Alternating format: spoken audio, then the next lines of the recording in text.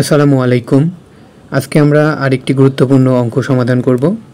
অঙ্কটি হচ্ছে এরকম: ক একা 15 দিনে একটি কাজ করে এবং খ একা 10 দিনে একটি কাজ করে। তাহলে ক আর খ যদি একত্রে করে তাহলে কাজটি কত দিনে শেষ করতে পারবে?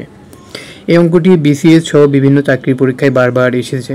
যদি অঙ্কটি আমরা স্বাভাবিক নিয়মে করি তাহলে অনেক সময় লাগবে। প্রথমে বের করতে হবে 15 দিনে করে, তাহলে 1 দিনে করে 1/15, তারপর যোগ আবার খ এর 1 দিনে বের করতে হবে, তাহলে 1/10, লসাগু করতে হবে, লসাগু করে 1 দিনে কতটুকু করে এবং ওই অংশ করে 1 দিনে, তাহলে সম্পূর্ণ অংশ করে কত দিনে। তাহলে এভাবে করতে গেলে কিন্তু অনেক সময় লাগবে এবং যখন আমরা এমসিকিউ দাগাবো তখন কিন্তু এত সময় আমরা পাবো না।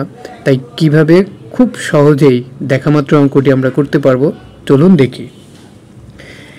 তাহলে এখানে দেখুন যে প্রথমে দেওয়া আছে 15 দিন, পরে দেওয়া আছে 10 দিন। তাহলে খুব সিম্পলভাবে আমরা অঙ্কটি করব। এখানে 15 আর 10 আছে, উপরে কি করব, গুণ করে দেব। 15 গুণ 10, আর নিচে কি করব, এই 15 আর 10 যোগ করে দিব। এবার ক্যালকুলেশন করলেই অঙ্কটি অ্যান্সার বের হয়ে যাবে।